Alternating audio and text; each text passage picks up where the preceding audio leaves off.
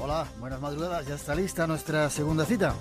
Un nuevo viaje por ese universo del misterio que aquí nos gusta, como casi siempre últimamente a la búsqueda de respuestas. La historia es algo que nos preocupa, desenterrarla y sobre todo entenderla es algo que queremos hacer. Y para ello tenemos con nosotros a un compañero, Enrique Vicente, escritor, director de la revista Año Cero, investigador desde hace muchísimo tiempo de este asunto. Buenas noches, Enrique. Muy buenas noches, Miguel. Un placer que estés con nosotros. Bueno, sabes que para mí siempre es un placer estar en Espacio en Blanco, que para mí es como una criatura muy querida, claro. Empecé contigo desde el primer espacio de programa en blanco como colaborador tuyo, hasta que, bueno, tantas cosas que tenía en aquel entonces, la revista, un programa de televisión que hacía en Telemadrid, me impidieron seguir aquí, pero sabes que para mí sigue siendo una criatura muy, muy amada. Forma parte de tu vida, como te digo, y espero que vuelvas a ser compañero nuestro. Estoy viendo tenemos un mundo aquí, un globo terráqueo, desde donde se nos están conectando los oyentes, cantidad de personas en Sudamérica, en América, en Asia, en montones de lugares. Os saludamos. Yo recibo comentarios de muchas partes con respecto no solamente a alguna intervención que he tenido el año pasado, sino intervenciones antiguas. Y bueno, para mí, sabes que soy muy crítico con Internet, con los ordenadores, con los teléfonos móviles, con cómo a través de eso se nos está controlando, pero sin embargo la maravilla, he tardado mucho en entrar en Facebook. En mayo de este año una amiga me metió ahí, no me metí yo, pero ha sido descubrir un mundo fantástico. Y desde luego, yo que soy fan de la página de Espacio en Blanco, pues en cuanto supe cómo funcionaba aquello, me hice fan, me resulta interesantísimo seguir, normalmente lo sigo al día siguiente, todos los comentarios de la gente tan entusiasta. Yo saludo desde aquí a los amigos de Facebook, y es muy interesante y muy aleccionador escuchar sus comentarios, porque a veces nos perdemos un poco y pensamos, este tema interesa, aquel interesa, y bueno, lo importante es lo que la gente descarga, lo que la gente vota, lo que la gente comenta. Tú llevas interesado por el tema. Vamos a entrar en el asunto, si te parece. El tema de Hitler y de la Segunda Guerra Mundial desde hace mucho tiempo, ¿verdad, Enrique? Pues ¿Y por qué? Desde que era un chaval, no, muy simple. Mira, yo desde que era un niño me interesaba lo extraño. Lo que pasa, tenía muy pocos medios para interesarme. Pues en mi familia no había biblioteca y desde luego las cosas raras siempre les echaron para atrás. Pero leía, en aquel entonces estábamos hablando de la época de Franco, años 60, y el ABC, que era lo que se podía leer. No existía ninguno de los periódicos actuales, salvo el ABC. Y de repente yo ahí leía cosas, artículos, pues del Ku Klux Klan. Tardé más tiempo en descubrir los platillos volantes, porque no se hablaba todavía entonces en la ABC, pero de repente un día leo un artículo sobre un libro que ha salido en Francia que se llama El retorno de los brujos. Me volví loco, así que me fui a la librería francesa, que estaba en la calle Alcalá, y lo compré en francés, que yo estudiaba el francés el bachillerato, y tengo Le Matin de Magicien, y bueno, lo leía tan a marchas forzadas que cuando no había acabado la cuarta parte del libro, descubrí que había salido en español, al cabo de un tiempo salió, pero tardaba mucho tiempo en leerlo. Bueno, yo era muy loco.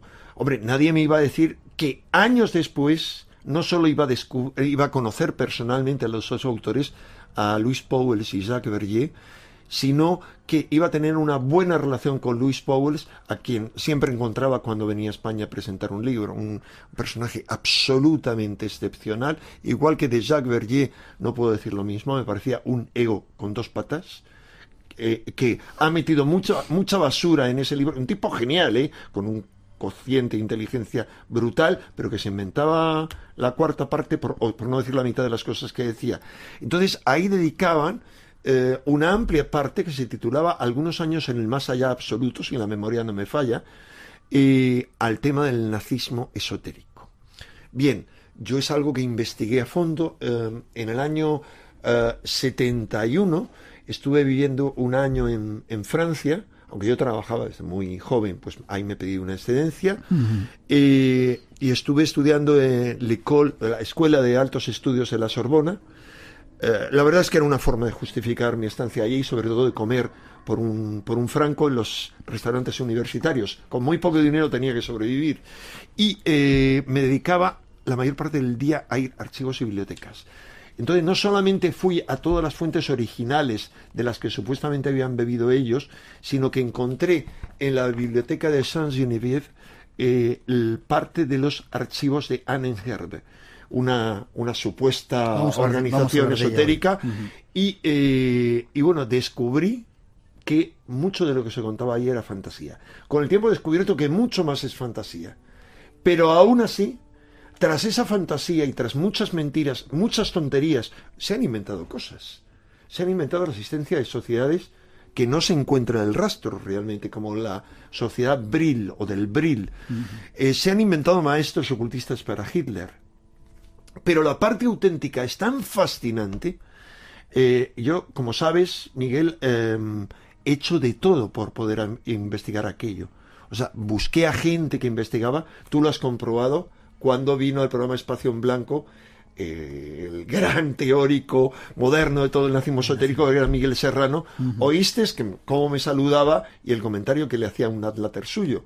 Que yo me quedaba alucinado. ¿Lo podemos decir? Lo puedes decir, claro, pero me quedo alucinado porque nunca ha sido ni una cosa ni la otra. Di lo que dijo más o menos. ¿Que tenían que fusilarte? No, bueno, decía, mira, aquí tienes a Enrique, que era un buen nacionalsocialista en la puñetera vida. En la vida. Lo recuerdo que también. En la vida. Pero decía eso porque yo, ahora contaré cómo lo conocí y me fui a su casa de Suiza. Dice, los judíos le han pervertido, segundo punto, no sé quién, y ha escrito tales cosas que merecería ser fusilado por ellos, simplemente porque escribí en muy interesante un artículo haciendo un retrato de Hitler. Pues sabes, lo que ocurrió es que a través de un gran amigo mío, perseguido, encarcelado tras el golpe de Pinochet, o sea que de nazi tenía poco, que era Jorge Uneus, cuyo hermano es un gran ufólogo en Estados Unidos, pues Jorge Uneus, al que me unían vinculaciones por sociedades iniciáticas o secretas a las que yo sí he pertenecido, en este momento no pertenezco a ninguna, y aclaro en exclusiva en tu programa, Miguel, porque he oído de todo, que nunca he sido masón, nunca, y ni lo soy en este momento, y en este momento no pertenezco a ninguna sociedad iniciática. Otra cosa es que me merece el máximo respeto la masonería como organización. Y la cuestión es que este hombre que pertenecía a una sociedad que yo pertenecí, que era la Sagrada Orden del Rayo Americano, bueno, era una red de órdenes, uno de cuyos dirigentes, he de decirlo, el dirigente y maestro de Cronos, Silo, creador de uno de los mayores movimientos, ha muerto hace unos días, el 16 de septiembre, día en que se cumplía mi 60 cumpleaños, y he de decir del que era alguien excepcional, un tipo con facultades excepcionales a todos los niveles. No solamente me he honrado con sus enseñanzas antes de crearse todo esto, cuando yo era muy joven, sino con su amistad. He convivido con él durante un mes en Corfú, y bueno, era algo. Este Jorge Uneus, que era muy amigo de él también, era muy amigo también del fundador de Arica, que es otro nombre mítico de escuela americana, y me habló de Miguel Serrano, me dijo que era embajador de Chile en varios sitios y que estaba investigando el nazismo esotérico, y yo me puse en contacto y me fui a verle a Suiza. Yo entusiasmado, porque él me invitó a su casa, y era había sido la casa de Hermann Hesse, el gran escritor al que yo adoraba desde pequeño. Y él tenía un libro que se llamaba El Círculo Hermético, que era su amistad con Hermann Hesse y con Carl Gustav Jung. Así que yo, que era un entusiasta de Jung, allí me fui. Y bueno, lo que me encontré allí me puso un poco los pelos de punta. Tuvimos ese personaje. Sí, lo vistes, pero gracias a él, aquí tuve la oportunidad de conocer a toda una serie de personajes. Hombre, yo he llegado a conocer a gente de todo tipo, pero aquí en España he conocido a alguien que luego me enteré, que fue un tipo que no me gustó nada, Otto Skorzeny, que era el héroe del Gran Sasso. Otto Skorzeny luego ha dirigido la gran red después del nazismo Odessa, prácticamente en Europa y en Egipto, y este Otto Skorzeny fue el que dirigió la operación de paracaidistas que fueron a rescatar a Mussolini, que estaba apresado por el rey y por los aliados en el Gran Sasso. He conocido a través de Serrano, pues a otra serie, a León de Grelle, o de Grelle, que era el jefe de las Waffen SS, una de las SS internacionales. Bueno, obviamente yo iba con el pelo erizado la mayor parte del tiempo. Y en aquel entonces no había hecho la profundización que hice después y que me hacía entender al mismo tiempo mi atracción y mi rechazo por el nazismo.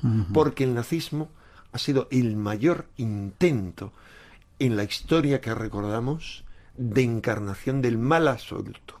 El mayor intento por parte de las fuerzas del mal metafísicas de tomar el poder en la Tierra, de crear un imperio mundial.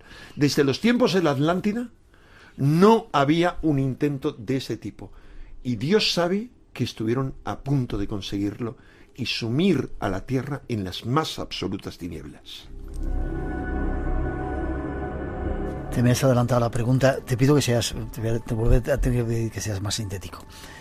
Decíamos en esa introducción que cuando los aliados derrotaron a Hitler se encontraron que había algo más. Quizá era eso que tú has dicho, que detrás del nazismo había no solamente un personaje aparentemente siniestro, sino algo más. Quizá las fuerzas del mal encarnadas en un personaje y en todo un movimiento para meterse aquí en la Tierra. Eso lo sabían los aliados. Lo sabían. Es decir, había gente, cuando yo digo lo sabían los aliados, no estoy emitiendo una opinión, no. Estoy hablando de algo que he corroborado en archivos.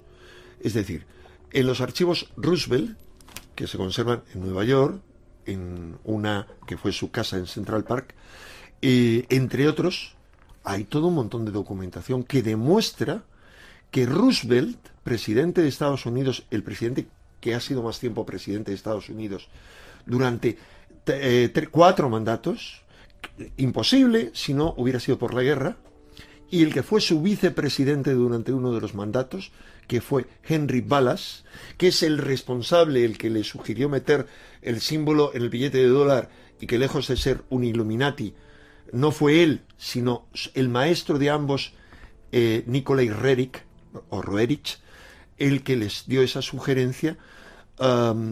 Ellos sabían perfectamente a lo que se enfrentaban. Por eso fue el intento enloquecido de que Estados Unidos entrase en la guerra. Vamos a ver. Antes de Pearl Harbor, exactamente el 11 de septiembre de 1941, es decir, con toda precisión, 70 años antes del 11 de septiembre, tuvieron lugar 3 sucesos simultáneamente. 1. Wallace y Roosevelt van a donde ahora se levanta el Pentágono y con un ritual masónico ponen la piedra fundacional del Pentágono, que es el símbolo de protección pentagonal por excelencia para los Estados Unidos, y que solo es quebrado 70 años después en el ataque, lo que fuera, del 11 de septiembre. 1. 2. Roosevelt aprovecha para comunicar oficialmente que unos días antes un submarino alemán ha hundido a un carguero americano. Lo que no decía es que había habido una agresión previa por parte de los americanos y que realmente ese carguero americano transportaba digamos, provisiones para los ingleses. 3. El famoso aviador Lindbergh, que había cruzado el Atlántico supuestamente por primera vez, no era la primera vez, y que era el héroe nacional, era muy amigo de Hitler, había sido invitado por Hitler a Alemania, y hace un vibrante discurso el 11 de septiembre en la localidad de Des Moines, que es una localidad muy pequeña, pero hoy es la sede de Wallace, del gran esoterista, en la que es vitoreado en contra de la intervención de América en la guerra. En ese momento, el 80% de la población está en contra de cualquier injerencia de América en la guerra. ¿Qué ocurre? Solo 3 meses después, permiten que se produzca el ataque a Pearl Harbor, porque lo permitieron, sabían que iba a haber un ataque. Ahora, ¿qué podían hacer? Teóricamente eran criminales por haber, es decir, si se les hubiera juzgado debidamente, traidores a la patria. ¿Pero qué iban a haber hecho? En contra del 80% de la opinión pública, atacar a los japoneses diciendo que venían a por ellos. Era muy difícil la situación, ciertamente. Ahora, Roosevelt, no Wallace, que era un tipo muy noble, muy espiritualoide, estaba deseoso de entrar en la guerra y realmente se entusiasmó. Pero no se entusiasmó, como dicen muchos, porque él era un comunista, y como le llaman también a Balas, porque ciertamente había una simpatía por Stalin, que luego hablaremos de él, porque si Hitler era la encarnación de una fuerza diabólica, explicaremos por qué y según quiénes. Stalin lo era aún más, a otro nivel. Pero se encuentran entusiasmados porque saben que existían muchas probabilidades de que el mal se adueñara de la tierra. 12:27. Vamos a hablar de todo esto esta noche. Hay un montón de trayectos que vamos a intentar hacer. Después de esa primera introducción, os presentamos a un personaje y tratamos de hilar esta noche si Enrique de Vicente nos deja. Uno de los personajes que se escondía tras ese momento histórico que horrorizó a todo el planeta era Hitler. Muchos se preguntan aún hoy en día a qué se debió su espectacular ascensión al poder y esa incomprensible atracción que ejercía sobre el pueblo alemán. ¿Qué extraña fuerza animaba a aquel hombrecillo que estuvo a punto de cambiar el destino del mundo hace ya 75 años?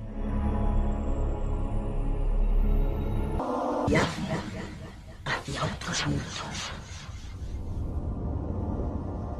Un viaje que esta noche nos va a llevar a conocer algunos detalles de la historia, como decíamos. Hablamos mínimamente de Hitler para ir hilando un poco todo este asunto, Enrique.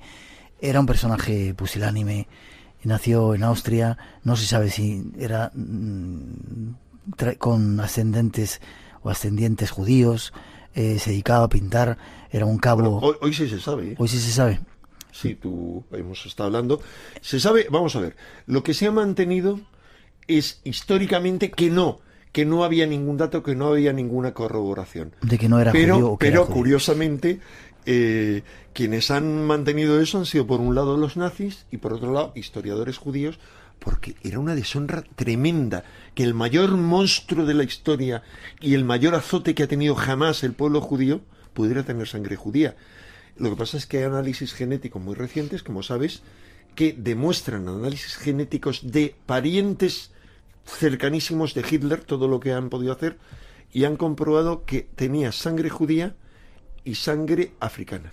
¿Sí? Sí, está vamos, publicado. En internet pueden encontrar la investigación, con quiénes habían sido los investigadores, porque, como sabes, su abuela paterna había tenido al padre de Hitler de sus relaciones con alguien que no se sabía con quién era. Finalmente se casó con otra persona, pero ella había servido en casa de dos millonarios judíos y se sospechaba que era uno de ellos. Bueno, eso está aclarado.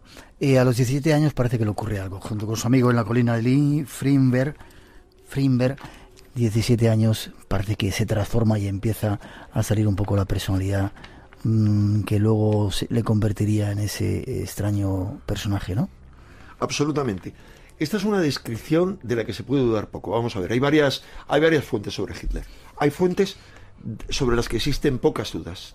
En este caso es un libro que tiene Augusto Kubitschek, y Augusto Kubitschek no se puede dudar de él. En todo caso, a favor de Hitler sí se podría dudar. Era uno de sus amigos. Era íntimo amigo suyo, era su único amigo de juventud, y que luego se va a convertir posteriormente en el director de una orquesta importantísima alemana. O sea, un personaje notable. Y él da una descripción que yo he resumido aquí al comienzo de un amplio informe que publicó este mes en la revista Año Cero, un informe de 12 páginas. Es un resumen, Se volvió hacia mí. Estaba conmocionado. Las palabras no salían de su boca con la fluidez acostumbrada. Nunca le había oído hablar de aquella manera. Era como si otra persona se expresara por su boca, y él mismo escuchase con emoción y asombro sus palabras. Hablaba de un encargo que recibiría un día del pueblo para conducirlo de la esclavitud a la libertad. Y dice mucho más. Es que es uno de los momentos, no el primero, pero uno bien documentado, en el que después de haber asistido a la representación de una ópera de Wagner, Rienzi, sale transformado. Hay desdoblamientos de su personalidad en muchas ocasiones. En ocasiones es como si oyese voces, y él repite en muchas ocasiones que oye voces. Esas voces se incrementan sobre todo a raíz de que él es hospitalizado tras un ataque con gas mostaza en la Primera Guerra Mundial. Espera, déjame que lea una cosa. Un informe que hacen los médicos cuando está en ese... sale de la clínica.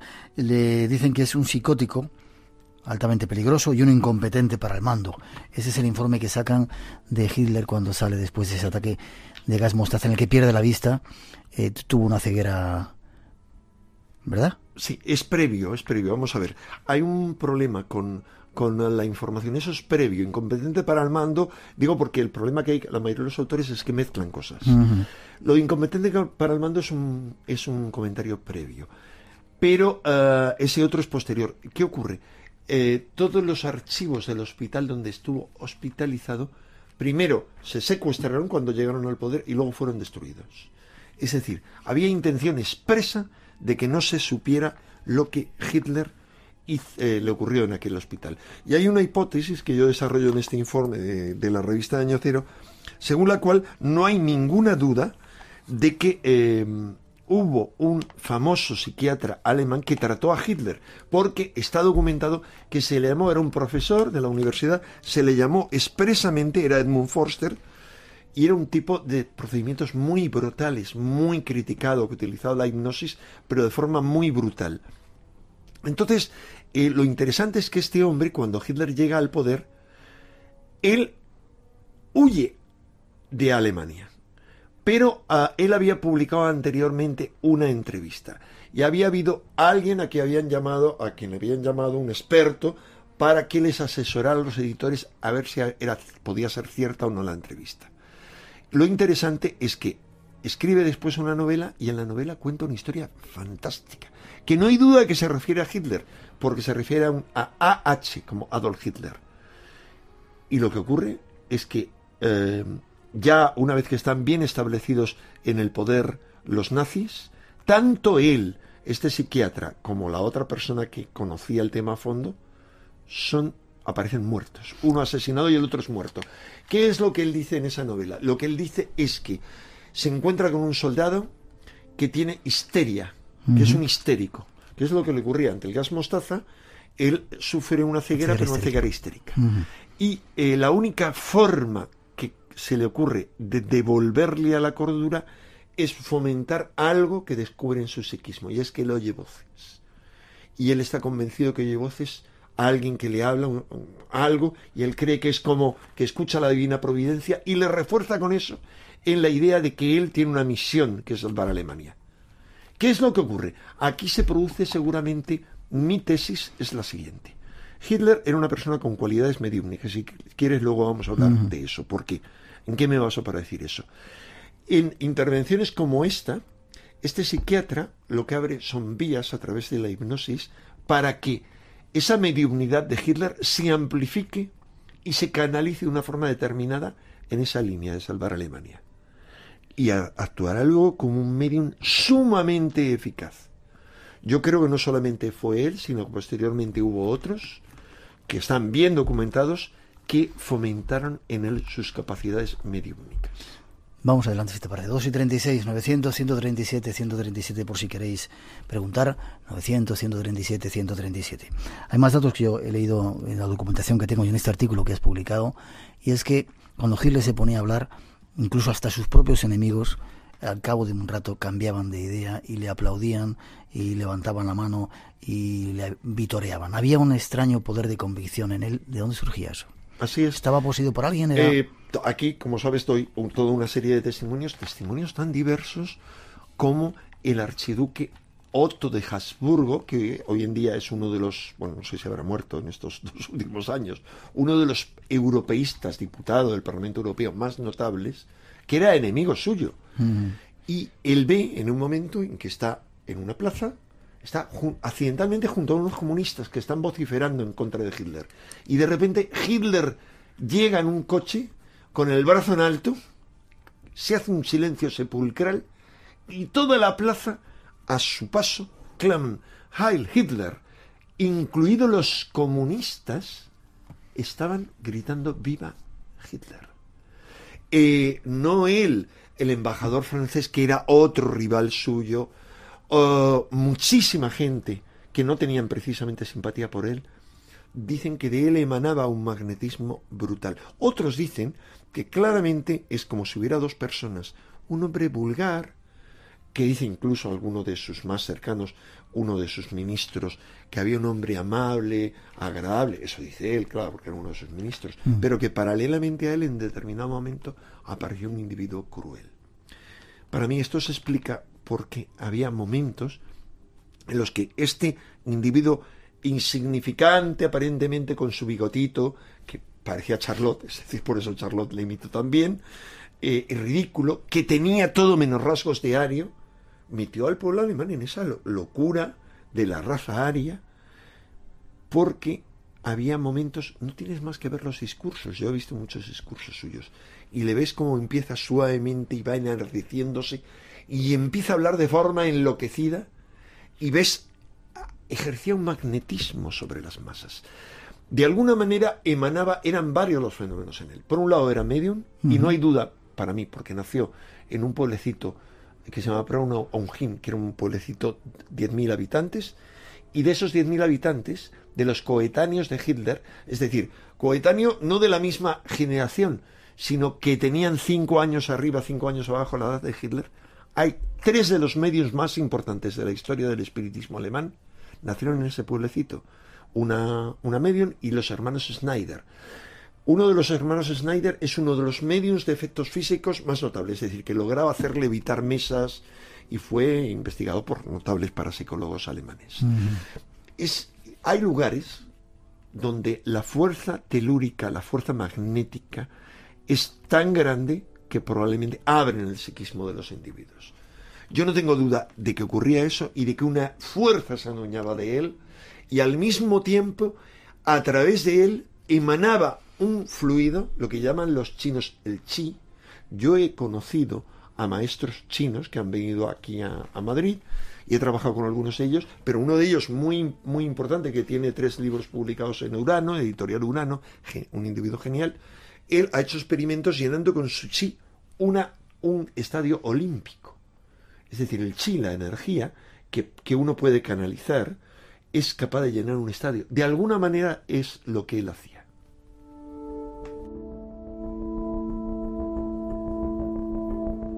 Más datos para sacar a la luz algunos pormenores de esta personalidad de este individuo. Se dice que de repente se metía en una habitación, estuvo 3 días sin salir de ella y cuando salió dio la orden en contra de toda la gente que estaba con él de salir de la Liga de las Naciones. Y él decía que se lo habían aconsejado.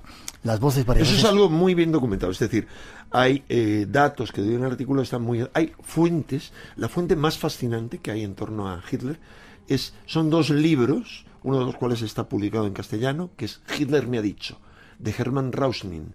Ahí se describen cosas fantásticas. ¿Cuál es el problema? Los historiadores lo consideran totalmente desacreditado porque Hermann Rausnin, que fue presidente del Senado de Danzig, se convirtió en enemigo de Hitler, digamos, se fue a Inglaterra, después de haberle tratado durante tiempo, y ahí empezó a trabajar para los servicios secretos.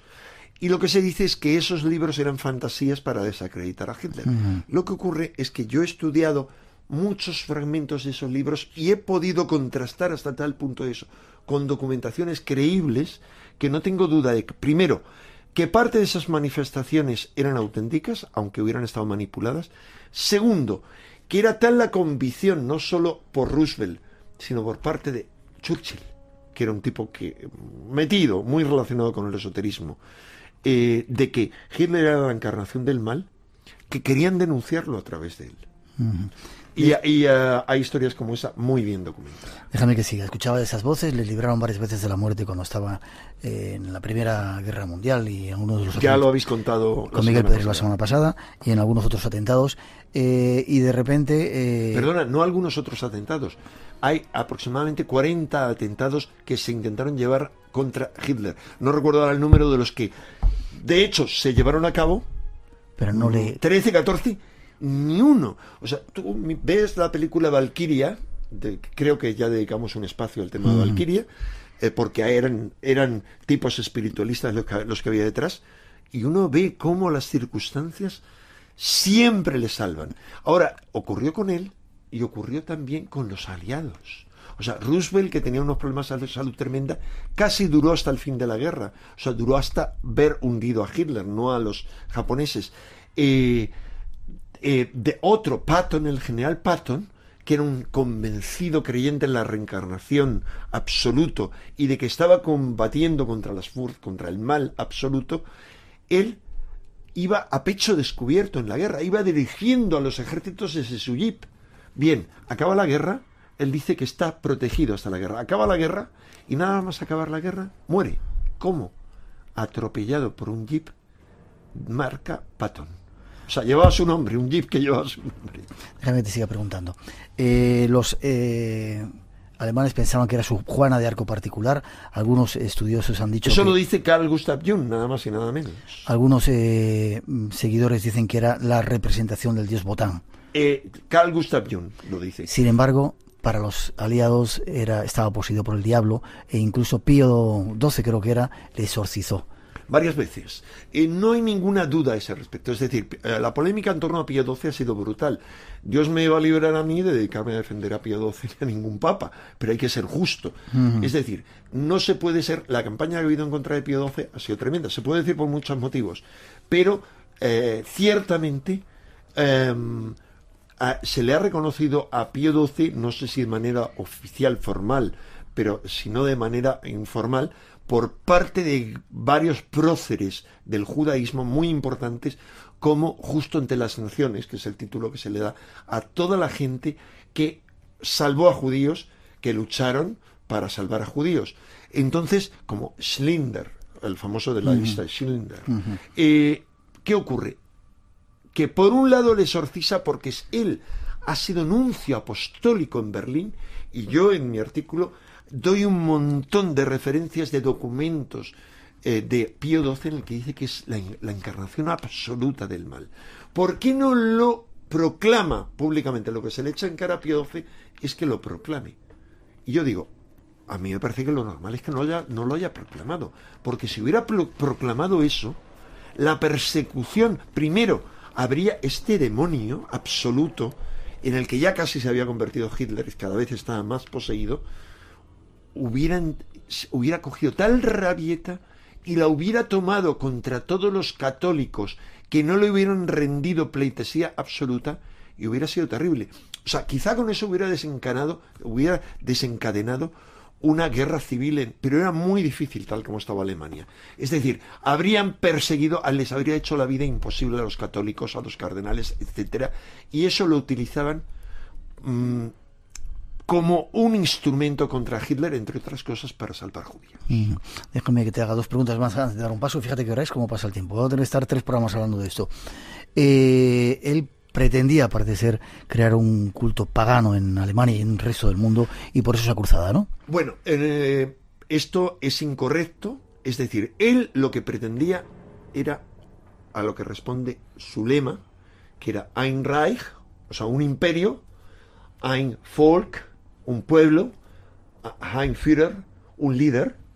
Él era el líder, pero era un Reich mundial. Realmente la pretensión última suya era crear un Reich de los 1000 años, que durase 1000 años.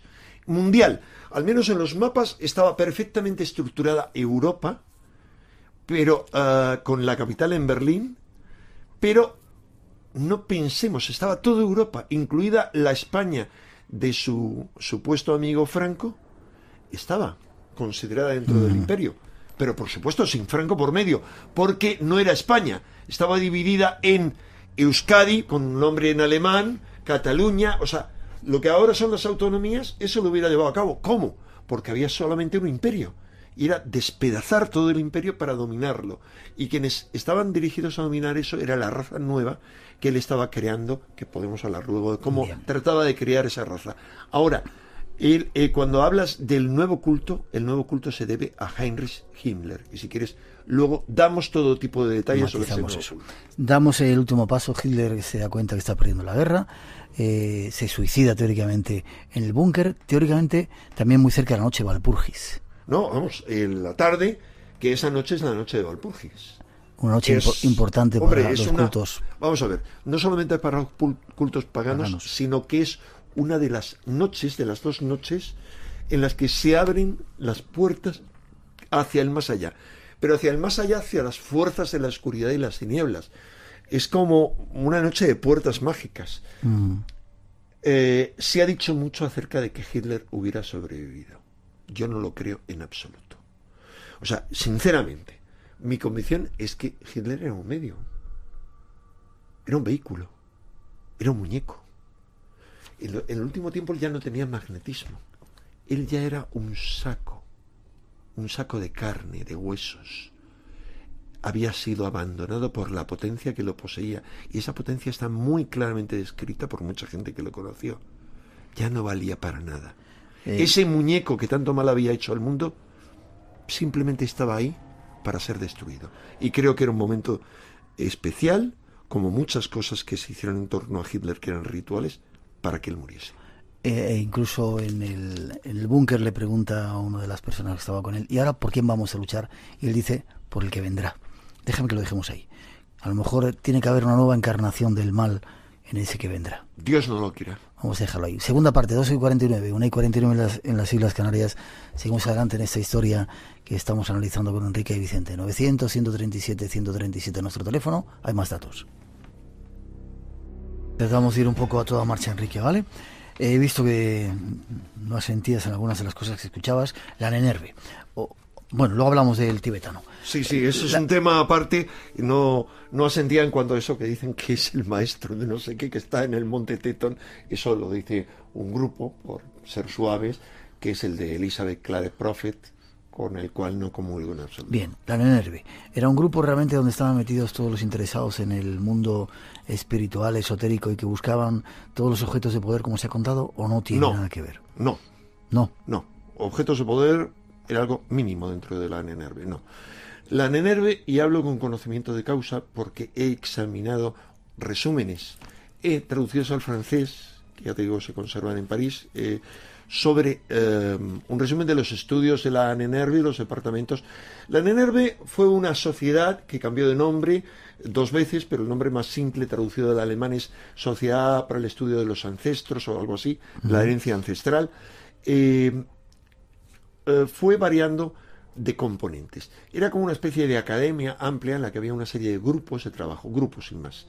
Llegó a haber hasta un total de 43 grupos. Esos grupos se dedicaban a cosas diversas como el folclore relacionado con el arianismo, al estudio de la mitología nórdica, al estudio de la antropología, de la etnología, por ejemplo, a medir los cráneos los cráneos de la gente para ver cómo era el modelo ario, a la arqueología. Entonces, uno de esa sección dedicada al estudio de la arqueología fue de donde sacaron un dirigente que fue el dirigente de la expedición al Tíbet. Realmente en la expedición al Tíbet había varios estudiosos que iban y solo uno de ellos, eso está ya bien estudiado, hay un libro ahora en castellano que se llama algo así como La Cruzada Secreta, no sé porque tengo el original en inglés, donde se estudia bien la documentación y ahí lo que viene a decir es como que no había nada de esotérico. Cuidado, el problema es que los archivos que él ha estudiado, que son más amplios que los que yo estudié, no, pero porque lo que pudieran llevar de esotérico lo llevaba a un individuo que era realmente el que andaba pringado en eso y lo movía a nivel secreto, no traía una documentación sobre ello, pero iban a estudiar la arqueología, los símbolos, etcétera, en el Tíbet.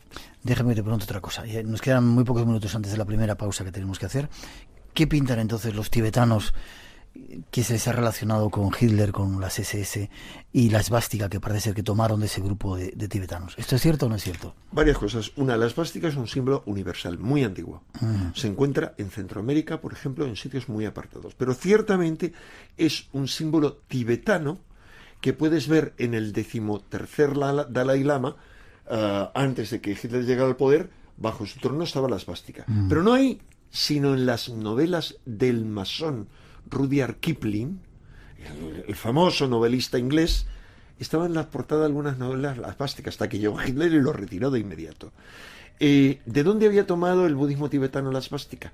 Muy interesante, porque la esvástica era el símbolo de los monetes negros. Dentro de las líneas tibetanas hay unos que van con gorro negro, que realmente no son budistas inicialmente, sino que se les llama Bonpo.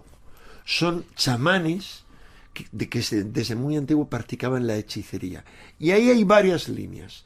Y ahí es donde sí te diría que, según fuentes esotéricas que para mí merecen credibilidad, a través de los Bonpo, de un grupo concreto de Bonpo, se manipuló a Hitler y a varios de sus adláteres. Ese es el primer punto. Pero segundo punto, se ha dicho que murieron muchos tibetanos combatiendo en Berlín. Cuidado, cuando se dice tibetanos, se ignora que budistas tibetanas no solo es el Tíbet, sino Mongolia y varias repúblicas rusas. Por ejemplo, te comentaba hoy que el presidente de una república rusa, de la Kamulkia, que dice que ha sido abducido por extraterrestre, esa república es budista tibetana. Y está en Rusia, en Siberia. Es decir, hay muchas repúblicas siberianas que son budistas tibetanas. Y eran rusos blancos que estaban en contra del comunismo, que habían ido a combatir con Hitler. Qué curioso cómo se desmonta la historia cuando se va profundizando. Cuidado, se desmonta en parte. Ahora, es mucho más interesante quedarse con la parte enigmática. La verdad es mucho más sorprendente que todas las paparruchadas que se cuentan. Intentamos esta noche hacerlo.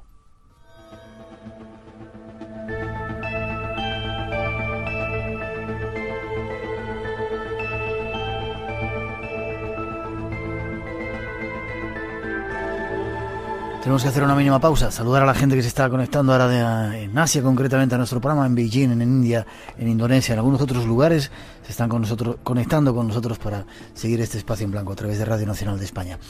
Mínimamente, Enrique, en 10 segundos, ¿es cierto que los hindúes adoraban a Hitler y los árabes le rezaban porque creían que era la reencarnación o ese otro personaje iba a venir? Algunos hindúes sí. Y no solo eso, sino alguien tan venerado como Gandhi tenía muy buena amistad con Hitler. Yeah. Hitler le tenía en su biblioteca todas sus obras y había escrito cartas de buena voluntad. Otros iban en contra a muerte, y podemos hablar de ello, porque sabían que era la encarnación del mal. Pero no tengamos en cuenta que la India era aria. Ya, en la segunda parte del programa hablaremos de ello. Una pausa mínima para las noticias a las 3, las 2 en Canarias, y regresamos. Os hablaremos de símbolos perdidos, de sociedades secretas y mucho más, tratando de desentrañar la verdad en la historia. 900-137-137 nuestro teléfono. No os vayáis, esto es Radio Nacional de España, tenemos mucho que contaros. 3 y 6, 2 y 6 en las Islas Canarias. Entramos en la segunda hora de este espacio en blanco. Esta noche tratando de analizar la historia, porque, como decíamos, quien no conoce la historia es capaz de repetirla. Dando datos de Hitler, sobre todo lo que significó y sobre todo por el peligro que puede representar que eso ocurra. Te hago preguntas, Enriquito, que nos van haciendo antes de ir al siguiente módulo. Preguntan la relación de Hitler con la Iglesia. Preguntan también si ese holocausto, esa cantidad de gente que murió, toda esa sangre, fue el gran sacrificio, como los que se hacen en algunos rituales, que matas gallinas, matas animales para dar sangre al toro, a los dioses. ¿Eso podía ser también lo que hizo Hitler? Muy brevemente, vamos a ver, la relación de Hitler con la Iglesia Católica, sobre todo con la católica, porque fue con la que peor relación tuvo, es muy compleja. No se puede resumir. Fue de una complejidad extrema. Realmente muchos católicos, cuando vieron la maldad absoluta que Hitler representaba, se enfrentaron a él. Uno de ellos fue Rommel. Cuidado, del que se le ha presentado como un gran héroe, porque se sabe que se opuso y que no participó en la Operación Valquiria, pero que la Operación Valquiria tenían pensado, nombrar su líder a Rommel, porque respetaron el ejército. Hay una parte de mito. Pero ciertamente muchos se opusieron. Fue muy compleja. Por otro lado, ¿todas esas matanzas eran un sacrificio? Sí. Pero para mí, sí. Pero no era un sacrificio que ellos hubieran pensado, programado. No hay ningún documento que demuestre eso. Lo único que era tan evidente es que las masacres tan gratuitas y sobre todo que eran organizadas por las SS, que podríamos hablar solo sobre las SS y sus rituales y cómo era toda la gestación de las SS, en los años de estudio que tenían quienes eran iniciados, que eran 5 años de estudio en las SS, en 4 Ordensburg, es decir, en 4 castillos de la orden, y qué era lo que hacían, qué era lo que estudiaban, eso sería complejísimo, porque ciertamente como conjunto, no hay ninguna duda de que eran sacrificios de masas. Aparentemente había una razón en ello. Primero, eliminar a todos los minusválidos. Empezaron a liquidar a los minusválidos alemanes. 700.000, ¿no? Parece que... Sí, pero frenaron porque, gracias a Dios, las iglesias, no solamente la católica, sino las luteranas, empezaron a denunciar eso y tuvieron que frenarlo, porque si no, no hubieran dejado a nadie. Cuando Hitler, seguramente, si él no hubiera estado en el poder, a lo mejor lo habrían podido eliminar por alguna tara que podría haber tenido. Uh-huh. Pero siguieron después de eso con los gitanos. Continuaron no con los judíos, sino previamente con los polacos. Exterminaron a 1 millón de polacos. Exterminaron a 2 millones de rusos, no en acción de guerra, no. Les encerraban en jaulas. A veces les obligaban a alimentarse, a comerse, en casos extremos, unos a otros. Pero había matanzas que eran indiscriminadas. Eso está documentado. Está documentado, vamos a ver, algo tan simple como los que participan en la Operación Valquiria. Cuando uno estudia la historia de estos, comprende que oficiales alemanes que iban al frente y vieron en Rusia la crueldad extrema de los SS con los vencidos, no lo comprendían, decían, ¿por qué es así? Si todos los que están en contra del comunismo se unirían a nuestras filas, ¿por qué les tratan con esa crueldad?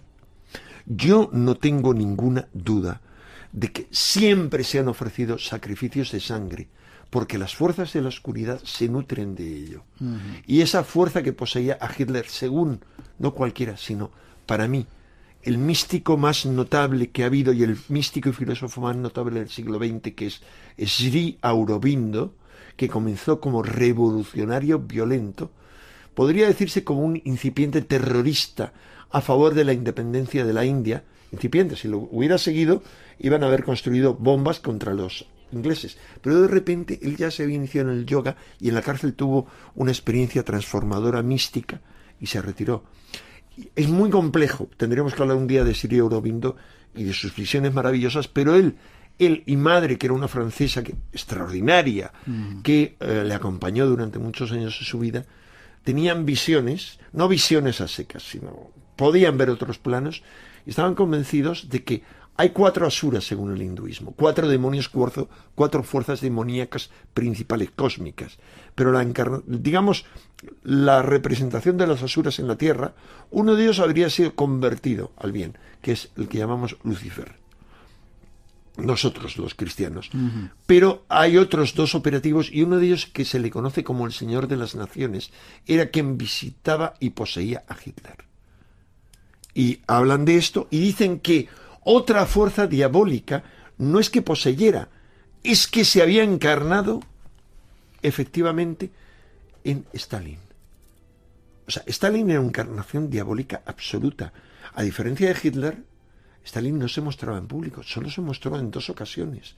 Era un tipo que ejercía el mal, que ejercía el terror, tenía aterrorizado a su pueblo, que mató indudablemente a más gente, asesinó y ordenó asesinar a más gente que Hitler. ¿Sí?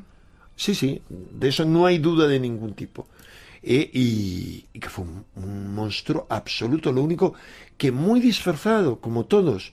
Eso tardó en comprenderlo el vicepresidente con Roosevelt, el gran místico Pallas, lo comprendió cuando la guerra de Corea a él se le cayeron, ahí comprendió que había estado a punto de unirse a otra encarnación del mal. Déjame que te pregunte. Decíamos en esa introducción, segunda introducción, hablábamos del tibetano como un personaje que también estaba detrás de todo este asunto, y ha citado a Aurobindo.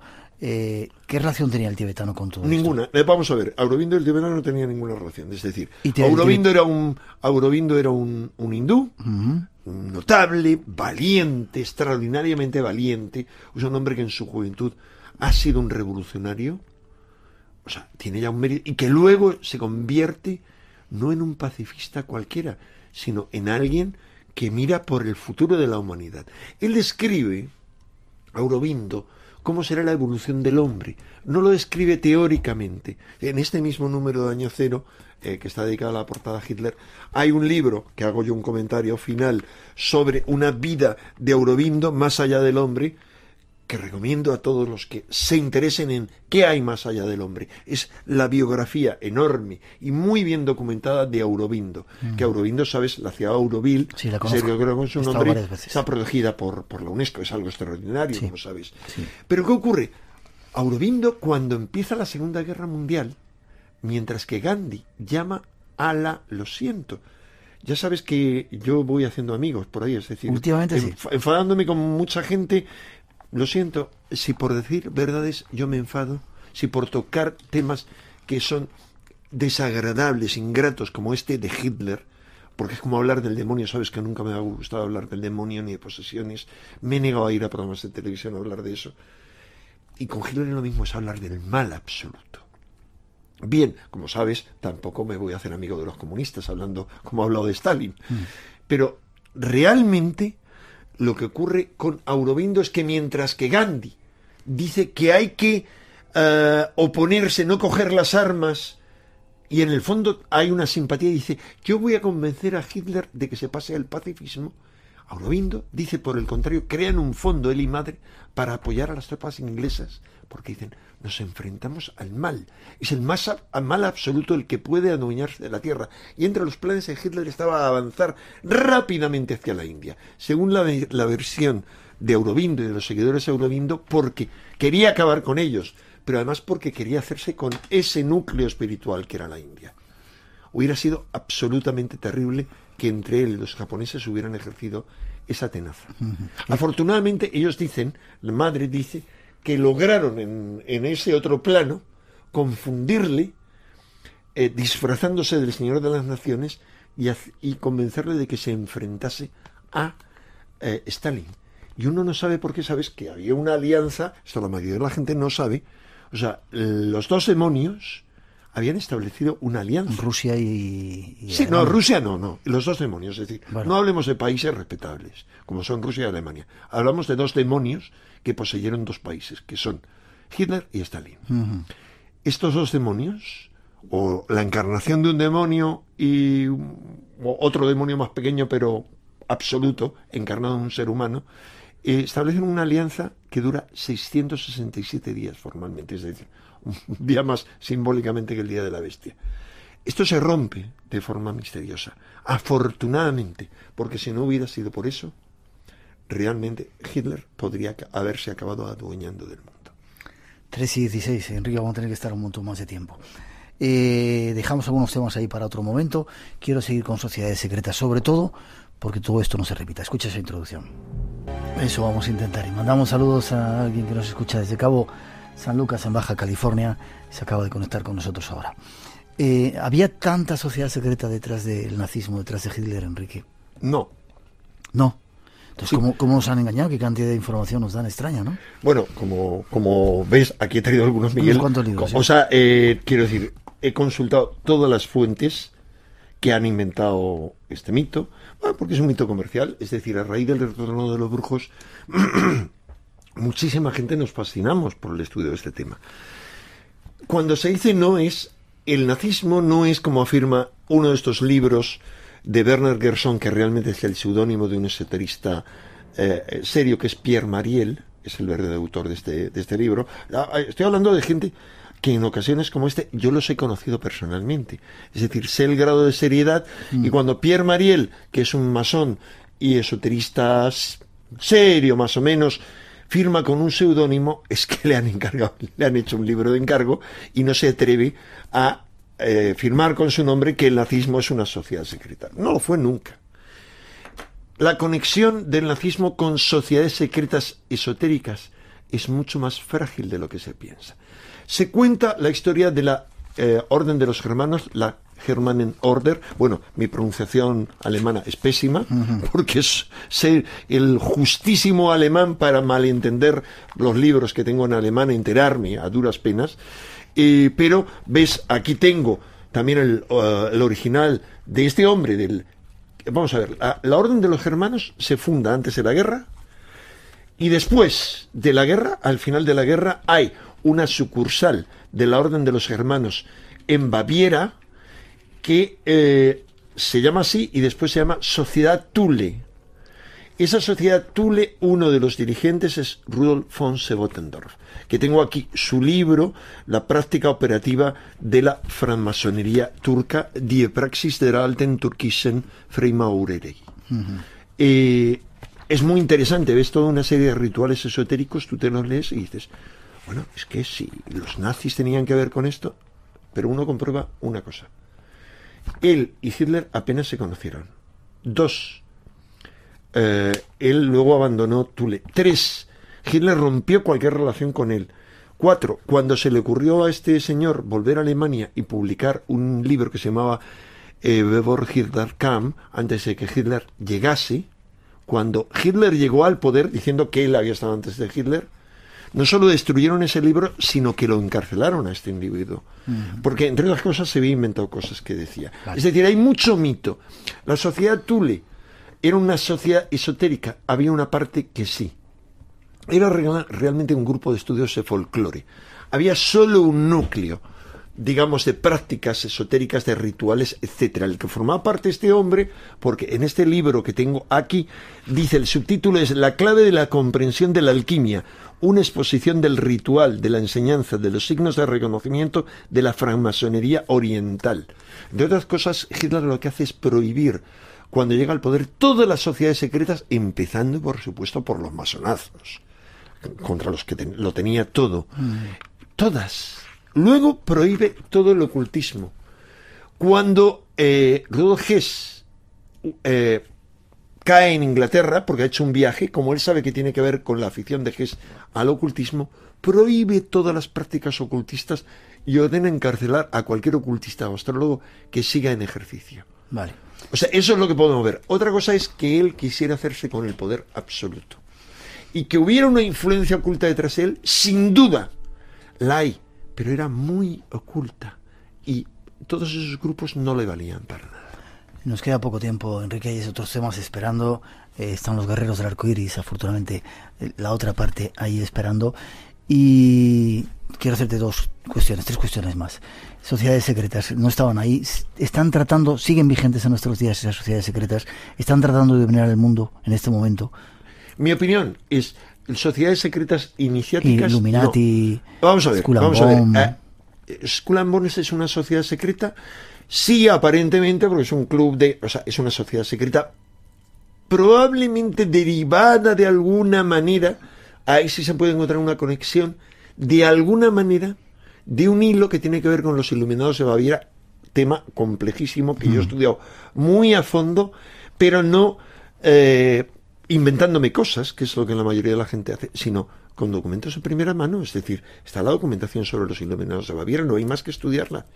Realmente lo que se dice ahora de los Illuminati es que los Illuminati son los descendientes de los Iluminados, son los capitalistas que tratan de conquistar el mundo. Primero, los Illuminati de Baviera lo que querían era mejorar el mundo, se llamaban a sí mismos los perfectibilistas. Y eran nobles, muchos de ellos eran gente de muy buena familia. Uno de ellos, indudable, fue Goethe. Y Goethe no solamente era un gran escritor, sino un espiritualista rosacruz del mayor nivel de espiritualidad que uno pueda imaginar. Pero si uno piensa que hay algo derivado de la ideología de los Iluminados de Baviera, es el anarquismo y el comunismo, no el que conocemos, el comunismo inicial. Eso sí, pero nunca el capitalismo. Y la conquista del mundo. O sea, otra cosa es muy fácil. Uno crea el mito de los Illuminati, igual que crea el mito de los reptilianos, que dice David Icke. A la reina de Inglaterra, George Bush, y no se sabe cuánta gente más, realmente son extraterrestres, como los de la serie V, seres ultradimensionales que toman apariencia humana. Y entonces en eso cree ¿cuánto? ¿Sabes cuánta gente cree en ese tipo de cosas? ¿Cuánta? Según encuestas, 20% de la población mundial. ¿Sí? Según una encuesta de Reuters, sí. ¿Por qué sale una cifra tan abultada? Porque el 40% es de la población india, hindú, y la población china. ¿Por qué? Porque tiene mucho que ver con sus tradiciones, creencias, etcétera. ¿Pero qué se está logrando con eso? Que el resto de la población en Occidente, el 90%, creen que están locos. Así que la forma de desviar la atención de cualquier intento de manipulación de la humanidad, que lo hay todo tipo de intentos, queda ridiculizada, como con el tema de los ovnis. Tú pones a circular toda una serie de frikis que las hemos sufrido tú y yo, Miguel, ¿y qué ocurre? Con eso desprestigias el tema ovni. Ya no se puede hablar de ovnis. Uno no puede decir que ha visto un ovni o que ha visto un aterrizaje. O sea, se desprestigia. Es decir, ¿existen grupos que traten de controlar el mundo? ¿Existen ese tipo de fuerzas? Sí, esas fuerzas, ahora más que nunca. Y la batalla final, que está cerca, va a ser una batalla de ir ganando calle a calle. O sea, individuo a individuo. Y va a ser una batalla terrible. Decíamos antes que el que no conoce su historia está condenado a repetirla. Ojalá no venga ese que decía Hitler. Tendremos que servir al que llega. ¿Cómo ves el futuro? Dices que ahí sigue esa confrontación entre el bien y el mal. Ahora más que nunca. ¿Cómo han cambiado las cosas desde aquel tiempo que empezábamos a hacer radio tú y yo, verdad? Bueno, ¿a qué te estás refiriendo? ¿Cuando tú ibas con pantalones cortos? Sí, cuando íbamos con tú casi también ibas con pantalones cortos. ¿Cómo han cambiado la televisión? Yo soy un poquito más viejecito que tú. No, pero estamos hablando del año 76, Miguel. ¿Te acuerdas, no? Sí, Radio sí. Juventud. Sí. Pues ha cambiado mucho. En aquel entonces, de todas formas, se interesaban mucho estos temas. Lo que pasa es que no estaban bien vistos. Ha cambiado mucho todo. El mundo ha cambiado terriblemente. Miguel, imagínate que yo cuando era un chaval, con 17 años, empecé a trabajar como operador de ordenadores. Yo había estudiado programación de ordenadores y manejaba inmensos ordenadores en una compañía telefónica. Luego trabajaba en software, donde se hacía todos los recibos de los teléfonos, todo de las nóminas de los 100.000 empleados, etcétera, con una máquina inmensa que atendíamos de mala manera. Y hoy en día esas operaciones se pueden hacer con un ordenador pequeñito. O sea, hoy en día, como sabes, estuve en febrero con Sardá, me invitó a un programa a la NASA, y me decía, toda la tecnología que se utilizó para llegar al hombre a la Luna, que le habían explicado que hoy había más tecnología en ciertos teléfonos móviles que todo lo que se utilizó ahí.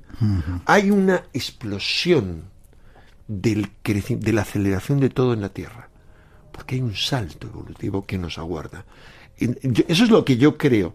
Estamos pasando por un proceso cósmico tremendo. Lo que yo creo, así en síntesis, en un gráfico absurdo, es que de alguna manera, como no el sistema solar, sino toda la zona que nos rodea de la galaxia, como si de alguna manera se estuviera introduciendo, insisto, es una imagen de cómic, prácticamente lo que estoy, para tratar de transmitir algo. Es como si se estuviera introduciendo por una especie de embudo. ¿Qué nos espera primero cuando se estreche cada vez más el embudo y qué nos espera al otro lado del embudo? No lo sabemos. No lo sabe nadie.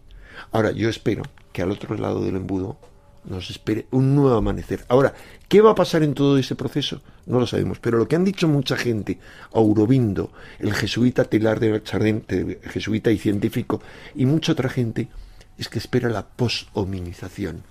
Después del hombre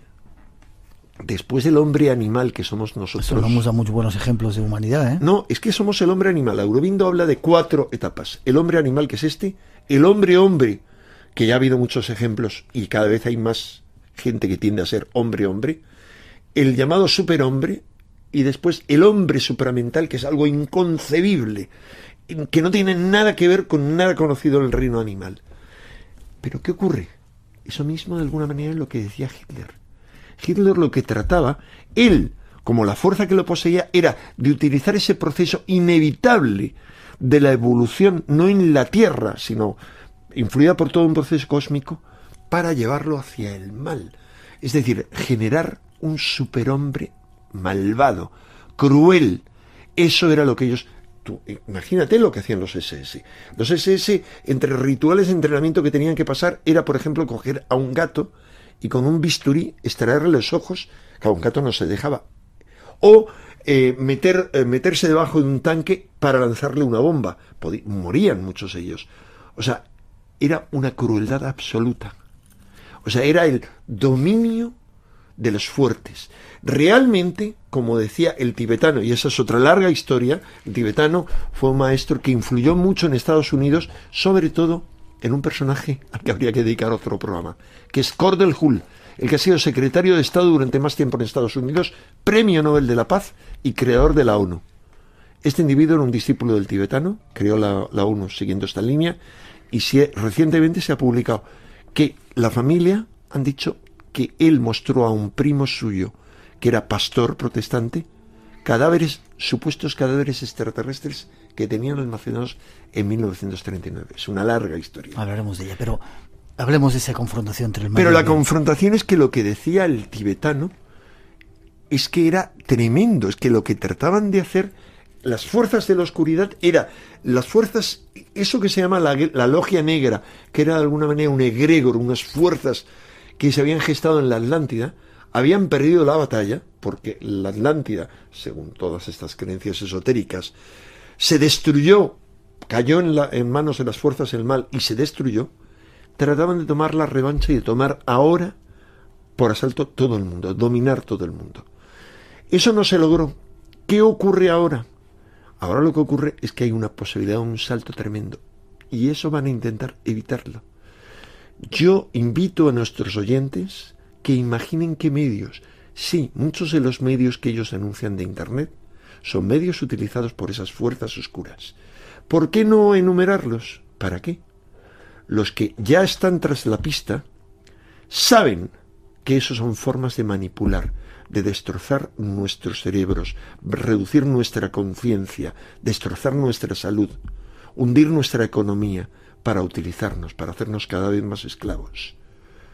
No voy a enumerar cuáles son los procedimientos, porque la gente que lo ignora pensaría que estoy loco, mientras que los que lo saben, lo único quiero transmitirles cuál es mi opinión de para qué, porque quieren impedir la evolución.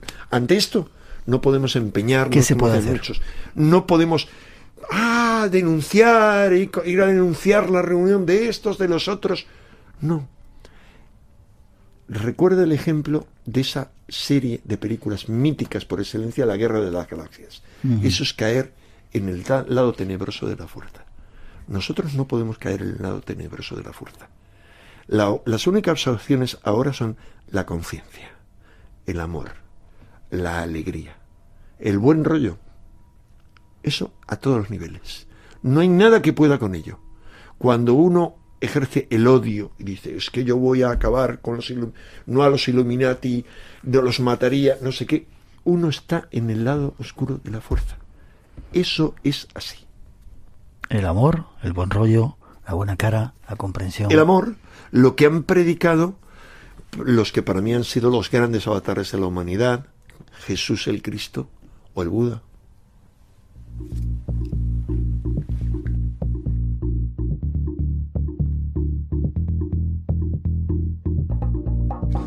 Con esta música terminamos, Enrique. Hay otros invitados esperándonos, guerreros del arco iris, y alguna información que queremos dar.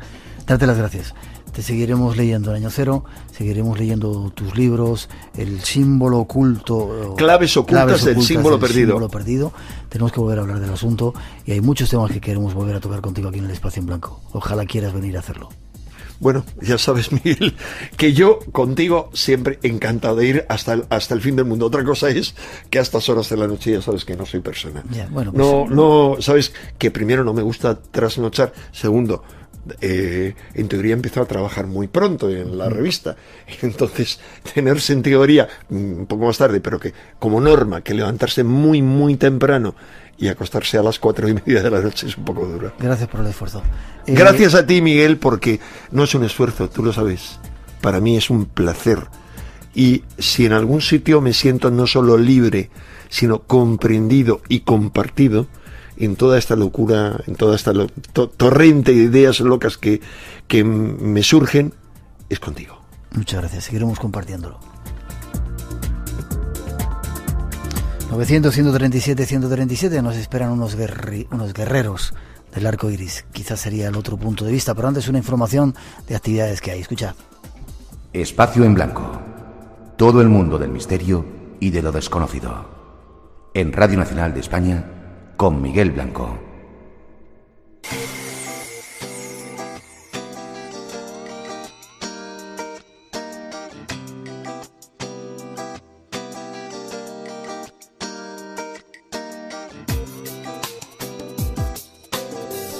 Vamos con más informaciones de las actividades que se están preparando este otoño, final de verano ya, en diferentes partes de España. Nos vamos a hablar con Juan Miguel Fernández. Buenas noches, Juan Miguel. Buenas noches, Miguel. ¿Cómo estás? Pues encantado de saludarte después de tantos meses sin hablarnos. Sí, unos cuantos meses eran. Sí. Déjame que te presente, presidente de la Asociación de Estudios Espíritas de Madrid y del Comité Ejecutivo del Sexto Congreso Espírita Mundial que estáis organizando. Estáis liando una buena, ¿no? Pues ya hemos empezado a trabajar hace ya unos cuantos meses, desde el año pasado, y la verdad es que estamos sintiendo que la gente tiene mucho interés en asistir pues al Sexto Congreso Espírita Internacional o Mundial que vamos a celebrar en Feria de Valencia, ¿no? En Valencia. Concretamente, sí, en el centro de eventos. Sí. Estamos esperando una afluencia aproximadamente de unas 2.000 personas, porque es un congreso para espiritistas y no espiritistas. Ya, déjame un poquito que vayamos por partes. Atentos, la gente interesada. Habíamos recibido algunos correos que querían ponerse en contacto con gente espiritista seria. ¿El espiritismo ha dejado de dar miedo ya en nuestro país o todavía seguimos con esa idea de que los espiritistas son gente que hacen cosas con el diablo y todo eso? Verdaderamente nos encontramos, yo creo que en un momento muy importante, y de hecho pues este evento que se va a celebrar pues va a descorrer todas las cortinas o todos los telones que haya podido existir sobre el espiritismo y sobre todo en nuestro país, porque pensemos que está organizado este Congreso Mundial por el Consejo Espírita Internacional, al cual pertenecen 32 países y que está coordinado por la Federación Espírita Española. Pienso que es un congreso en el cual pues van a estar presentes pues personalidades del arte, de la medicina, de la ciencia, de la filosofía, en fin, gente que la verdad es que han hecho también un gran esfuerzo en estar aquí en este mes de octubre, pero que estamos seguros de que va a ser muy provechoso para todos. No me has contestado si seguís teniendo cuernos, sois gente mala, que hacéis pactos con el diablo o no tiene nada que ver el espiritismo. Bueno, depende de los programas que la gente sintonice. Verdaderamente hay problemas serios, pues como el tuyo y algún otro, donde el espiritismo ha dejado de ser un desconocido, pero por otro lado pues funciona una serie de programas frikis, como los llamáis vosotros, donde lo que interesa es captar la atención del público que se aglutina delante de la pantalla. En este aspecto, pues sí, siguen existiendo este tipo de programas, siguen existiendo este tipo de comentarios, pero vuelvo a insistir en que para eso vamos a hacer un congreso muy importante en Valencia, para que la gente que esté verdaderamente interesada sepa lo que verdaderamente es el espiritismo. Bien, que es una filosofía, es una ciencia. Te iba a preguntar qué era, si filosofía, religión, ciencia... No, religión desde el punto de vista institucional no. Nosotros tenemos una parte denominada moral, ético, que desde luego nos basamos en el Evangelio de Jesús, en las enseñanzas, pero el aspecto religioso nosotros estamos totalmente desvinculados de ellos porque no tenemos jerarquía, no tenemos imágenes, no tenemos todas estas cuestiones, sacerdocio, que en otras religiones pues pueden existir. Pues atentos, se va la información dentro de muy poquito fechas. Dinos fechas, Juan Miguel. Pues el día 10, 11 y 12 de octubre. Curioso, domingo, lunes y martes. Claro, para que las personas pues que puedan estar 3 días allí entre nosotros, que conozca pues a las personalidades más destacadas pues del espiritismo, como van a estar presentes, por desde Divaldo, pasando... Espera, vamos a decir lugar, Valencia, me dices. Sí, que Valencia, era... sí, Feria Valencia. Feria de Valencia. El centro de eventos. Perfecto, un lugar increíble para reunirse. ¿Y qué invitados vienen? Pues mira, es muy variada los invitados que vienen, porque empezando por Divaldo Pereira Franco, que ya creo que has tenido el placer de conocerle, continuando por Carol Bodman, pues para aquellos que no la conozcan, es una escritora, es profesora, es consejera, es terapeuta especializada en regresión a vidas pasadas de niños pequeños. Fue una colaboradora de Jan Stevenson, ha escrito varios libros dedicados a este tema. Por otro lado, tenemos también un científico, que es Jorge Berrio Bustillo, de Colombia, que es médico neurocientífico y que está especializado en el estudio y desarrollo de la glándula pineal. Por otro lado, también nos encontramos con Vanessa Ancelotti, que es neurocientífico, María de la Gracia Ender, médico general, es oradora y expositora de espírita en grandes congresos internacionales. Tienes también concretamente a Jean-Paul Ebrat, que viene de Bélgica. Viene de Brasil Marlene Nobre, que es una médico ginecologista especializada en la prevención del cáncer de útero, pero autora de varios libros dedicados precisamente a Chico Xavier. De hecho, pues no tenemos que olvidarnos tampoco de Campetti, de César Perry, de Edwin Gennaro Bravo de Guatemala, también de Charles Ken de Francia. En fin, hay una gran exposición de autores, de oradores, de divulgadores espíritas y no espíritas, porque por ejemplo, pues Carol Brodman o Vanessa Ancelotti, etcétera, pues no son espiritistas, pero han tenido pues la atención por el hecho de estar aquí presentes en España este año. Ya, ahí está el Congreso, 10, 11 y 12, sexto Congreso Espírita Mundial en Valencia. ¿Forma de contacto, Juan Pues Miguel? mira, yo te voy a dar concretamente, y pueden inscribirse en www, Sí, 2010 en número, punto, Kardec, minúscula, punto es. Si queréis os deletreo Kardec. sí. K de kilo, A de América, R de Roma, D de Dinamarca, E de España, C de Cáceres. Kardec.es. www.2010.kardec.es. Exactamente. Kardec es el famoso espiritista Allan Kardec. Allan Kardec. Ahí está no sé si quieres dar algún teléfono o algo más. Pues no, el teléfono ya lo pueden encontrar directamente en la página, Entrando donde en la le van a página. indicar pues los medios para las inscripciones y para toda la información. Más información. Ahí viene un programa y viene todo lo que vamos a realizar en estos 3 días, que pensamos que van a ser muy importantes para el movimiento espírita internacional. Ahí está, desvelando, como decías, el velo del oculto para Exactamente. que se vea. Aparte, tengo que hacer una observación. Sí, Es la primera feria del libro espírita en España. sí, bien. Esto es muy importante, ¿eh? Y como te digo, desvelando esos misterios para que vean que el espiritismo es algo mucho más serio. Ya lo creo que sí. Gracias, Juan Miguel. Te veo Gracias prontito. a Será un vosotros. placer estar con vosotros. A vuestra disposición siempre. Un abrazo muy fuerte. Hasta luego. Adiós.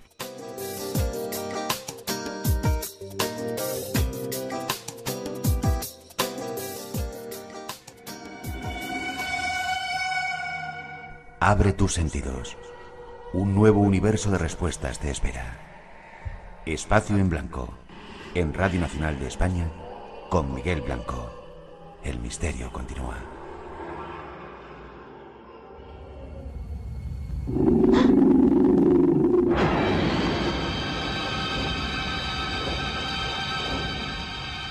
Atrévete a acercarte más y te destrozaré.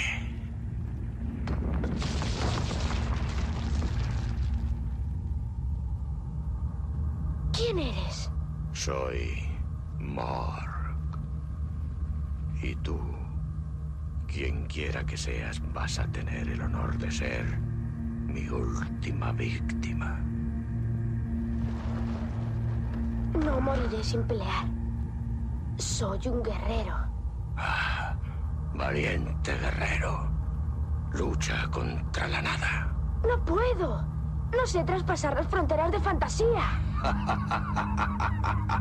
¿Qué es lo que te parece tan gracioso? Fantasía no tiene fronteras. Eso no es cierto. Mientes. Pequeño necio. ¿Qué sabes tú del país de fantasía? Es el mundo de la fantasía humana. Cada parte de su reino, cada criatura suya, no es más que un trozo de los sueños y esperanzas de la humanidad. Por lo tanto, no tiene fronteras. ¿Por qué se está muriendo fantasía entonces? Porque los hombres han empezado a perder sus esperanzas y a olvidar sus sueños. Por eso la nada avanza cada día más. ¿Qué es la nada? El vacío que queda, como una ciega desesperación que destruye este mundo.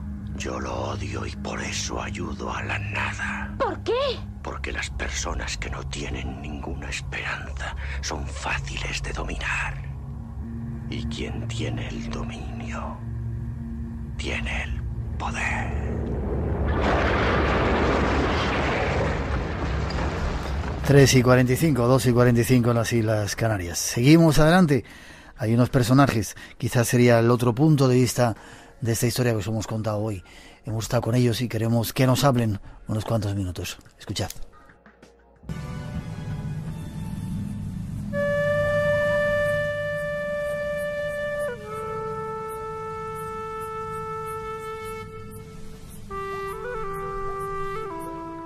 Acabamos de regresar de México, de un viaje largo, intenso, y de vez en cuando hemos escuchado músicas como estas, cuando sonaba la flauta. Era un momento mágico en el que te veías envuelto por un montón de sensaciones y parte de ellas las creaba un guerrero del arco iris que está con nosotros, Esteban Berrocal. Buenas noches, Esteban, buenas tardes para ti. ¿Cómo estás? ¿Me escuchas? Sí, ya te escucho, Miguel. No escuchaba yo muy bien, pero sí ya. Tiahui Mexica, ¿cómo estás? Tiahui Mexica, estamos bien, hermano. ¿Cómo están ustedes por allá? Bien, ya llegados de México, les dejamos a estos guerreros en Cancún. Tenían que hacer 2000 y pico kilómetros para llegar de nuevo al DF, por carreteras, qué terrible cómo estaban las carreteras, ¿verdad, Esteban? Llenas de inundaciones, qué cantidad de lluvia, ¿verdad?, en México en ese último tramo, en ese último tiempo. Sí, en eso, y mira, Miguel, que cuando los hemos dejado ahí en este lugar de Cancún y después hemos hecho el regreso, sí, desde que nosotros emprendimos el regreso prácticamente, agua, lluvia e inundación por todas partes. El dios Tlaloc, el dios de la lluvia, parece que se quería manifestar, ¿eh? Parece que nos quiere decir muchas cosas, parece que nos está hablando y diciendo que nos pongamos alertas, sí, hacia mejorarnos. Bueno, mucha gente me ha encargado que os dé las gracias, tanto a ti como a mí, como a Alberto, que seguramente hablaremos luego con él, conectaremos con él, por todo el trabajo que se ha hecho allí en México. Gracias de corazón, porque ha sido muy bonito teneros cerca. No, ha sido para nosotros maravilloso y grandioso tenerte a ti, Miguel, y a los guerreros que te acompañaron en este tiempo, ¿no? A toda esa gente que hoy tiene la iniciación a través del trabajo y el desarrollo que puede empezar a vivenciar. Vemos que te suena otro teléfono por ahí también. Sí, no te preocupes. Quería que nos contaras eso, para la gente que no sepa, qué es eso de los guerreros del arco iris, y contarnos un poco la iniciación, mínimamente, para que sirva un poco sirva para dar información de lo que ahí se hizo. Sí, claro, Miguel. Mira, los guerreros del arco iris, así como tú lo dices, somos aquellos o son aquellos que estamos conjuntos a través de unificar por medio de ese arco esta situación entre todos los lugares de la Tierra y mejorar a través de esta luz que el arco iris produce en un principio grande hacia la humanidad, ¿no? Estos son los guerreros del arco iris, esos hombres que buscan el saber cómo poder ayudar al otro ser humano. Ya, era curioso a lo largo del viaje cómo de repente en muchos lugares se mostraba ese arco iris, ¿te acuerdas? Sí, y no solamente el arco iris, sino también la disposición, ¿no? Para la gente yo creo que fue muy impactante el hecho de podernos conectar con esas etnias en donde los chamanes, donde la gente del lugar, los originales del lugar, nos aceptaban como tales, ¿no? Porque sabían que no íbamos en pos de ninguna situación negativa, sino por todo lo contrario, con amor, con armonía, con gracia, con deseos de conocer. Es curioso porque los guerreros del arco iris no es una organización, no hace falta llevar un carnet, no hace falta llevar nada, no, eso se lleva quizá en el corazón, es iniciar el camino del corazón, ¿verdad? Así es, tú lo has dicho, iniciar el camino del corazón. Decíamos en el Temazcal, Insay no Yolo, contigo está mi corazón. Esto es lo que nos transmite los guerreros. Contigo está mi corazón, quiere decir que somos más que hermanos, somos más que seres humanos, o sea, estamos fusionados. Y la gente se fusionó junto con nosotros después del ritual de Temazcal, después de haber podido bajar y hacer todo esto, ¿no? Tan hermoso que hicimos. Sí, señor. Después de ese ritual de Temazcal antes, mejor dicho, de ese ritual del Temazcal en Teotihuacán, hicimos una ceremonia de iniciación que fue increíble, ¿verdad? Segunda vez la entrada adentro de la tierra, al inframundo de los mexicas. Inframundo, precisamente. Así es, Miguel. Tlahuizcalpantecutli, nuestro hermano mejor conocido como Gorila, que es uno de los tlatoas, uno de los tlatoanis del lugar, uno de los guardianes del lugar de Teotihuacán. Él nos inicia a través del fuego, a través de esa cascada de humo que entraba, de esa cascada de incienso que entraba por esa ranura en donde entraban los rayos del sol también. Pareciera que nos purificara en ese momento, ¿no? A través de todo ese torrente. Poder bajar al inframundo fue poder enfrentar a través de la oscuridad densa que se vivía en ese momento, el no saber dónde pisabas y cómo estaba la parte del techo, enfrentar sus propios temores, ¿no? Y caminar por ese lugar que no fue un lugar corto, en donde pudiste hermanarte, o sea, jalar al otro, impulsar al otro, cuidarlos, protegerlos. Eso fue muy hermoso, Miguel. Esa es la parte de bajar y podernos unir, ¿no? Eso esta fue, iniciación. eso fue allí en Teotihuacán, en la zona arqueológica, en una cueva que era tremenda, ¿no? Yo no sé si tuviste, seguramente no, porque estabas de espaldas, cuando estabas haciendo la invocación tú, esa cascada de humo, cómo caía hacia abajo. Hay fotografías impresionantes que seguramente vamos a mostrar en nuestra página web, increíbles de ese momento absolutamente mágico. Qué bonito. Sí, fue con mucha petición, Miguel. Para mí el hecho de llegar a ese lugar también, como cuicuilca que soy, el hecho de llegar a Teotihuacán con los teotihuacanos es pedir un permiso a los señoríos del lugar, a los guardianes del lugar. Yo por eso hablé en su lengua y pedí eso, ¿no? Les hablé que yo venía de Cuicuilco y que les pedía que se nos abrieran las puertas, y así fue. Así fue. Y no solamente ahí, sino en montones de lugares, en Montalbán, en San Cristóbal de las Casas, en esas iglesias que han tomado los indígenas, ¿verdad? Qué increíble torrente de sensaciones. No, muy fuerte llegar y poder ver la verdadera magia, ya no la magia que nos pudieran platicar, sino vivenciarla de cerca, escuchar las peticiones y el ritual de cada uno de esos chamanes que estaban en curación, en ofrenda, y haber podido ver a los mayordomos de la fiesta del lugar. Eso también fue algo muy impresionante, verlos con sus ropajes blancos, y lo más hermoso es que nos compartieran ellos, que no a todo el turismo lo hacen. Yo eso es algo que me pareció increíble, cómo ellos pudieron percibir a la gente y pudieron compartir con ella. Es curioso, sí. Y siguió por Palenque, por Chichén Itzá, terminando en Chichén Itzá. Ha sido una experiencia fantástica. ¿Está ocurriendo algo? ¿Se está removiendo ese movimiento de los guerreros del arco iris en todo el mundo? ¿Sentís que está pasando eso en México? Sí, sí está. Si tú te pudiste percibir, se sentía que hay mucha gente que está alrededor, que está alerta, que hay mucha gente que tiene esa disposición. De la gente que nos apoyó en el Temazcal son muestra de esta gente de los guerreros del arco iris que tienen el deseo de apoyar, de ayudar, de estar. No, tal vez no tan presentes, pero sí haciendo su labor por la parte en la que ellos trabajan, ¿no? Algo silencioso ha comenzado a moverse como una serpiente moviéndose hacia el cielo. Esteban, yo solamente quiero darte las gracias. Ha sido un primer capítulo, el viaje continúa. Volveremos más veces a México, seguiremos estando en contacto y sobre todo compartiendo ese camino del corazón que hemos iniciado. Así es, Miguel, te esperamos con los brazos abiertos, tú lo sabes, a ti y a toda tu gente. 1000 saludos a los guerreros que estuvieron por acá con nosotros, a toda la gente de Canarias, a toda la gente de todos los lugares que fueron, porque fueron muchos los lugares, no los recuerdo todos, pero sí eran muchos, y un gran saludo, un abrazo de parte de Ami, de Alberto, de parte de Gorila, Tlahuizcalpantecutli, de parte mío, Esteban. Un fuerte abrazo, Miguel, y los esperamos con los brazos abiertos. Estamos en contacto. Mi gratitud para vosotros. Cuídate mucho, Miguel. Un abrazo fuerte. Tiahui Mexica. Abrazos. Tiahui Mexica. Hasta pronto.